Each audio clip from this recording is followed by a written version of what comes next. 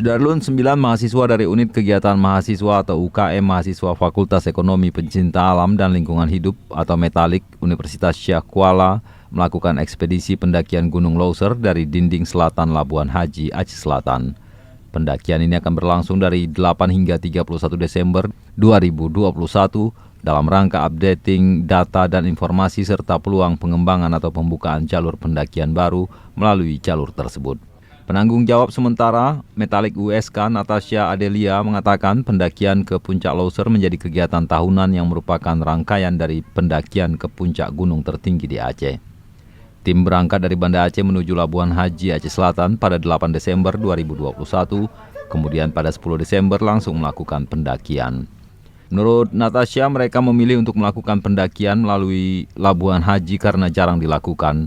Menurut para penggiat alam tersebut, pendakian TNGL merupakan jalur pendakian terpanjang di Indonesia dengan 90% hutannya masih alami.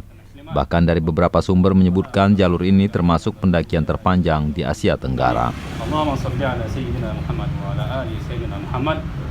Tujuannya pastinya ada berbagai variasi, mulai dari mahasiswa Metalik sendiri.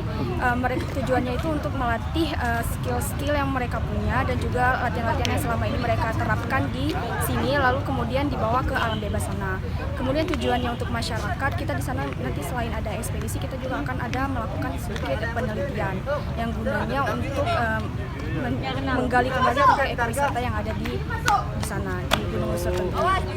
Oke, kenapa pada ekspedisi kali ini kan Leuser ada jalur lain Aceh Tenggara ya? Kenapa pada ekspedisi kali ini memilih jalur selatan? Kenapa dipilih melalui jalur selatan? Karena di jalur utara Metalik sendiri pernah melaksanakannya. Namun saat ini kita memilih di jalur selatan karena jalurnya lebih cepat dan juga mudah. Lebih cepat dan mudah dari mana tahu? Kan belum pernah dilakukan. Melalui plotting peta yang udah kita plotting. Kalau melalui dinding selatan ini kurang lebih itu sekitar 23 hari. Mungkin kalau dari jalur lain.